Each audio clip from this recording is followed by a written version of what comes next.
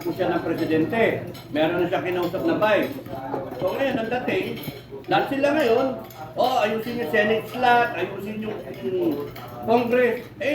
Ano mangyari dito sa atin? Wala na, lahat iniisip eleksyon eh. Ayusin mo na ang problema. Kasi Yung kabila, iniisip eleksyon, wala mangyari eleksyon kung may martial law. Ngayon tayo, iniisip natin, paano lang natin sasagipin ang Pilipino? Paano tayo magkakasundo-sundo niyan? May nag-iisip impeachment, may nag-iisip itago yung kambing, may nag-iisip, si Inday Sara, tatakbo, lahat sila politiko, lahat sila anong pwesto. Lahat na nagrarally na ibang grupo, ano ba ang akin dyan, ano ba ang pwesto? Kaya nga, paano? Ngayon, magmamarshalo. Magmamarshalo. Paano na? Papayagan ba natin yung mga martial? Kahit walang gulo? Makikreate na sila ng gulo. Ako, ang administration, dali-dali. Magpasok lang sa isang mall. Mag-meeting kayo ngayon, kunyari, anniversary, iniisip ko kanina, may mga central natin. Gulo. And then, ibibintang kunyari. Bintang sa mga tao. Sa mga Mabilis tao. lang yan. Kunyari, mag-rally ang isang grupo. Banatan nila. May dataako na sa sakyan. Rararating ng gulo. Tandaan nyo, Marcos Sr. tandaan nyo, napakulungan nila si Tatay Digong, walang warrant. Kita nyo yung gasolina. Wala na nga gasolina, mahal na. Kunyari, 10 Tanggi. na gas station. O kaya 1,000 na gas station. Sa gas, kunyari yung tao. Di ba mag-declare ng martial law noon?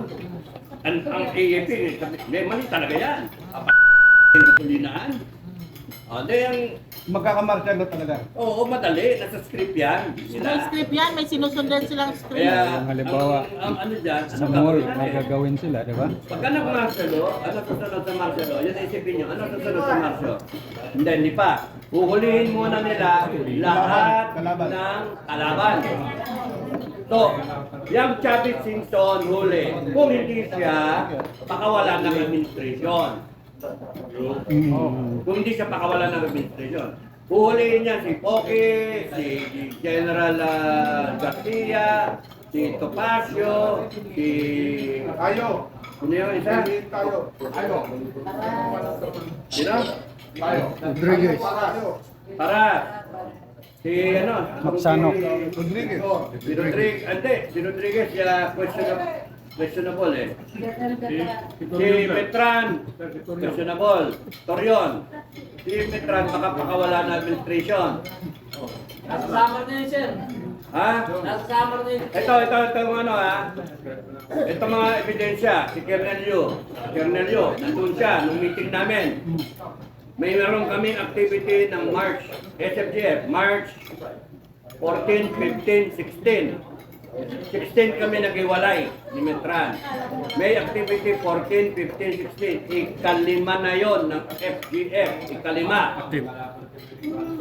Ngayon, ang usapan kung sa Aguinaldo magkikita. Gate 5. Tapusan to, walang ano. Tapusan. Kasama ako nun. Ito sila Colonel Yu, nung nagkumalas na, SFGF na. Merong message si Metran, pinakita ni Colonel Lino. Tinatanong ni Colonel Lino, saan dadalhin yung tao galing sa Southern Command. Ang instruction si Colonel Metran, voice message, dalhin mo sa Anonas. Paano nangyari yun? Nandun tayo, usapan natin, doon tayo tatayo sa Aguinaldo, Gate 5. Tapos biglang sasabihin sa tao, dalhin mo yung tropa sa Anonas. Anong klase yun? Deputy yan, ha? Saan yung ano na, sir? Layo. Kamuning. Ano gagawin doon? Yun, sa Cubao Bandera. Direction. Kaya nga nagkawindang-windang, yung mga taong dapat atin, hindi dumating, kasi nga wala yung XGF doon. Ayun, nadinig ni Colonel yung message. Binigay sa kanya, pinakita, pinarinig sa amin lahat. Kaya nga, right there, nung araw na yon, Kaya pala galit ka nun, sir. ang iniisip namin, pakawala yan ni Marcos. Kaya ako, mali, sa FGF. Kasi mamamatay ako nang walang katorya-torya. Ay, ito pa, Pagkatapos ng meeting namin na yon, Ang dami na kinasuhan siya, hindi kinasuhan. pagkatapos ng meeting na yon, noong March 16 na yon, muntik na magtatayan sila Falcon at si Metran. Sinasabihan ko si Metran kung ano yung problema. Ganito, ganito, ganito, ganito. Anong ginawa ni Metran? Ako na lang lagi may kasalanan eh. Yung ginawa ni Metran. Lagi naman siya may At kasalanan. tapos nun, talaga naman ikaw may kasalanan eh. Anong gusto mo? Ganyan na sila. Dinulak lang ni Falcon si Metran, gumulong. Tapos eh, nakatingin kami ngayon, ayun, nandun, naka-tiyan, mga ganun. Tapos ano nangyari? Tumayo, and then umakmang kaganyan. Eh nung tumayo, nakatalikod siya kay Falcon. Sinuna ni Falcon, sinakal. Namutla, mamamatay na. Sabi ko, puta, tigil, tigil, tigil. May security dito, nadidinig tayo. Na, papatay na, papatay. Sabi ko, namumutla na. Eh, sir, ang tanong din kasi, sir, sa dami na kinasuhan, ang tagal na niya lagi lumalaban sa gobyerno, hindi siya nakasuhan. Wala siyang kaso. Kayo nakasuhan. Yun din ang ano eh. At saka, siniraan ako kay Malu Mangahat. Malutik iya. Siniraan ako. Kaya nga, pati, siya na simoy, siraan kay Malu. FGF, SFGF, sira. Bakit ganun? Tapos ang nabalitaan ko sa isang opisyal na kasama ni Inday Sara. Sir, balita ko, according kay Malu, nangiiwan daw kayo. O kanino salita yun? Grip ni Metran yun. Nagtanong ako, sir. Sir, Oo nga, kasi napansin ko panahon nga. ni, ano, ni... Yung sakit na magsalita, hindi siya nagkasuhan. Makapagal. No? Pumayag si Presidente Makapagal na tayo ay magpadala ng ating mga sundalo sa Ano nga Korea dating? para lumaban kasama ng mga Amerikano. No? So, success. Noong panahon ni Marcos, noong Vietnam War, Marcos Sr., hindi siya pumayag na magpadala ng mga sundalo na lumaban kasama ng mga Amerikano sa Vietnam. Pumayag lang siya na ang ipadala ay engineering brigade. So ngayon, si Bongbong Marcos ang presidente. Tayo'y nahaharap sa gera. Ano masasabi niyo kung si BBM ay pumayag na magpadala tayo ng invasion force sa Iran?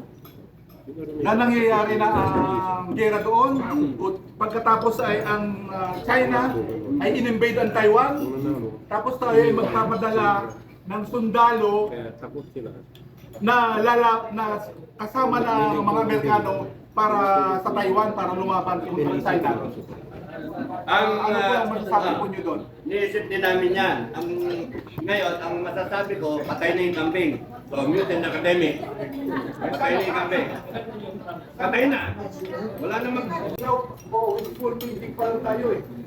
Hindi pa tayo nakasiguro. Walang confirmation. Wala pang confirmation. Hindi nila inamin. That is only wishful thinking. Kaya nga malalaman natin. Tayo, pinagdadastan natin. Kaya malalaman natin in the next few days. Ang sa akin, ang tanggap ko, patay na yung taong yan. Yung kambing, sir, mataba, payat. Ang... Kambing, payat, no? Iba yun. Sir, yung parang nagkabing Buhaya yung isa eh. Basta, huwag ka na magbanggit ng name. installation sa... Huwag ka na magbanggit ng name, sir. You know, Kalderita na lang tayo. hindi ako yung presidente, hindi ako yung vice president. Ako lang si Enrique. Ngayon, kahit anong sabihin ko, useless. Ngayon, sa akin, pananaw ko, dapat tanggal yan lahat ng bases na yan. Dapat wala tayo papadala sundalo. Mamamatay lang yun eh. Hindi tayo handa eh. What's the point of selling, padala ka ng 1 billion na Pilipino? No? Anong malay niyan? World class army gago, tanga ang puta ng brown na ng tanga. But, ang mas maganda, magpadala na lang tayo ng mga engineer, mga agriculturist sa ibang bansa na progressive. And then let's improve our agriculture, our mining, everything. Exploration. Yan ka lang. Kaya